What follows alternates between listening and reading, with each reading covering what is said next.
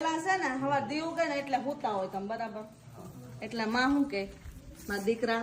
બટા ઉભો થાન માં દીકરા નિશાળ જાવન છે ને ઉભો થાન બટા આમ જો બ્રશ કર લે નાઈ લે ધોઈ લે નાસ્તો કર લે ગરમ ગરમ ભાખરી બનાવીશ આવું કોને કે કોઈ માં નથી કેતી આવું કે છે